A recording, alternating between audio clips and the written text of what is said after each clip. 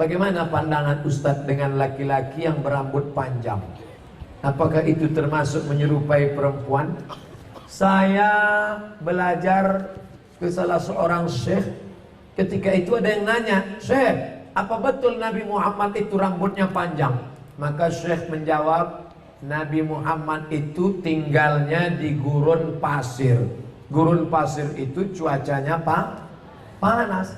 Maka kalau rambutnya pendek, nanti cahaya matahari kena ke kepala, maka dia bisa pusing, panas, dehidrasi, kurang cairan. Makanya Bapak Ibu ketika di Makkah disuruh pakai topi, pakai payung supaya jangan kena panas. Nabi kepalanya ditutup dengan 3. Yang pertama, rambutnya. Rambut Nabi itu dari depan panjang sampai ke belakang. Yang kedua, ditutup dengan qalansuah, topi. Setelah itu ditutup dengan imamah sorban. Kalau di atas kepala dililitkan namanya imamah. Kalau diletakkan di tengkuk namanya burdah. Kalau diletakkan di kepala seperti kerudung namanya ghutrah, bukan serbet. Jadi Nabi kepalanya ditutupi dengan 3. Pertama, rambutnya panjang sampai ke tengkuk, dari depan ini sampai ke tengkuk segini. Coba. Yang kedua, qalansuah, kain penutup. Setelah itu baru sorban. Maka kita pun, kami pun ketika kuliah dulu di Arab pakai sorban.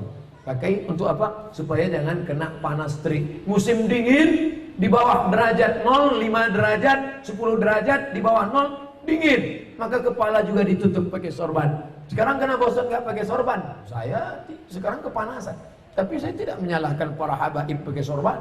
Mereka mengikuti sunnah Nabi Muhammad sallallahu alaihi wasallam. Nah, jadi kalau ada laki-laki berambut panjang, tapi rasanya di tempat kita rambut panjang bukan untuk menutup kepala biar supaya jangan panas. Justru tempat kita makin rambut panjang makin kepanasan, ketombe. Jadi kira-kira rambut panjangnya kenapa? Kenapa rambut panjang?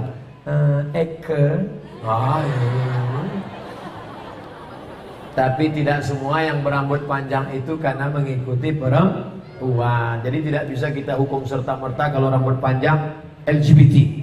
Enggak.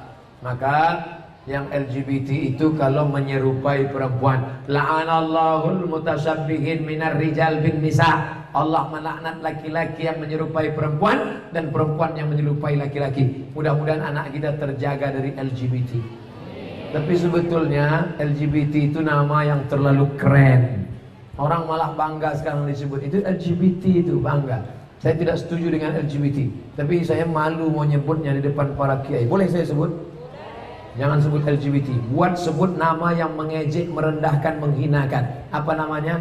PLT, penyuka lubang tai. Itu yang cocok bagi mereka. Kotor, najis. Zaman Nabi LGBT ini hukumannya man wajadtumuhu ya'malu amala qaumi Lut. Kalau kamu menangkap ada orang yang melakukan perbuatan Nabi Lut, faqtulul fa'il wal maf'ul. Pancung kepalanya, hukum mati. Untung dia hidup bukan zaman Nabi Muhammad. Kalau hidup zaman Nabi, habis, selesai. Bapak Ibu yang dimuliakan Allah Subhanahu wa taala. Ustaz berani ngomong gini apa enggak takut nanti ditangkap bencong? Apa yang takut? Banyak yang bela saya. Tapi pas pulang nanti sendirian ngeri juga. Insyaallah wa ta'awanu 'alal birri wat taqwa. Saling tolong menolong dalam kebaikan dan ketakwaan. Wala ta'awanu 'alal itsmi wal udwan. Ingatlah saudaraku, ada satu kampung namanya kaum Sadum. Pernah dengar kata Sadum? Dari kata Sadum inilah muncul istilah sodomi. Sodomi artinya perbuatan orang Sadum, umat Nabi Lut. Bagaimana hukuman Allah? Ja'alna 'aliyaha safilaha. Bagian atas kami turunkan ke bawah, bagian bawah naikkan ke atasnya. Lalu kemudian amtarna 'alaihim, kami hujani mereka dengan apa? Hijaratan, batu-batu, min sijilin mandud, dari batu tanah liat yang dibakar di api neraka. Itulah sekarang di Yordania, tempatnya bernama Al-Bahrul Mayyit, bahru laut, mayit mati, Dead Sea, dead mati, sea laut, Dead Sea laut mati. Ngapa disebut laut mati? Karena airnya terlampau asin sampai ikan pun tidak bisa hidup di dalam. Orang kalau pergi ke laut mati ngapung di atas karena kadar garam yang tinggi. Siapa yang punya kadas, kurap, kudis, gatal-gatal, mandi di situ sembuh.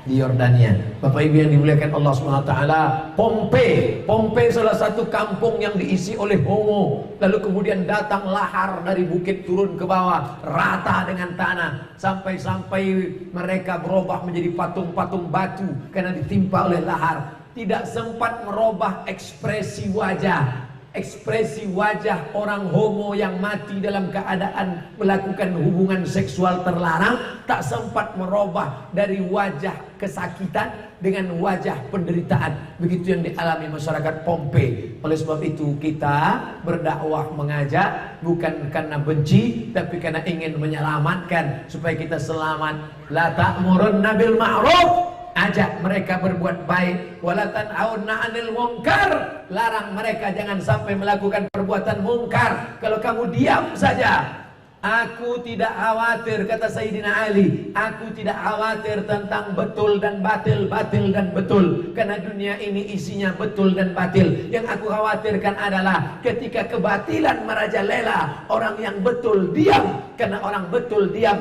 maka orang batil menyangka betul, yang betul menyangka batil, batil betul, betul batil.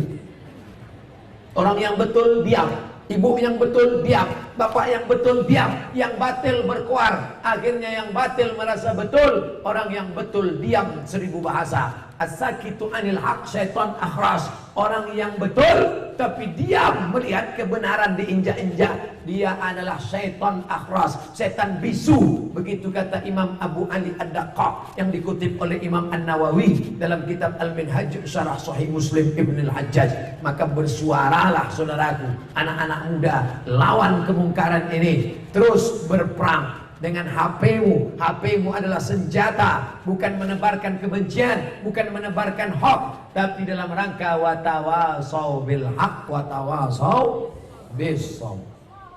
Allahu Akbar. Itulah kaji kita pada malam hari ini. Tausiah sudah 60 menit, menjawab pertanyaan 30 menit. Pas setengah 11, dari jam 9, 10, setengah 11 kita lanjutkan dengan membaca doa ala hazihin niyah al-fatihah. A'udzu billahi minasy syaithanir rajim. Bismillahirrahmanirrahim. Alhamdulillahi rabbil alamin. Arrahmanir rahim. Maliki yaumiddin. Iyyaka na'budu wa iyyaka nasta'in. Ihdinas siratal mustaqim. Siratal ladzina an'amta 'alaihim ghairil maghdubi 'alaihim waladdallin. Amin. Allahumma arhamna bil Qur'an. Curahkan rahmat kepada kami dengan kemuliaan Quran. Waj'alhu lana imaman wa nuran wa hudan wa rahmah. Jadikan Quran sebagai imam kami, sebagai penerang cahaya kami, sebagai rahmat bagi kami ya Allah. Allahumma dzakirna minhu ma nasina. Ingatkan kami ayat-ayat yang pernah kami lupa. Wa'allimna ma yanfa'una. Ajarkan ilmu yang bermanfaat bagi kami ya Allah. Warzuqhu tilawatahu, warzuq tilawatahu ana al-laili wa atrafan nahar. Berikan kami kesempatan untuk membaca Al-Quran pagi, petang, siang dan malam. Allahumma ja'al abna'ana wa banatina min hufazil Quran wal hafizat. Jadikan anak-anak kami menjadi para penghafal Quran. Minal mujahidina fi sabilik bi amwal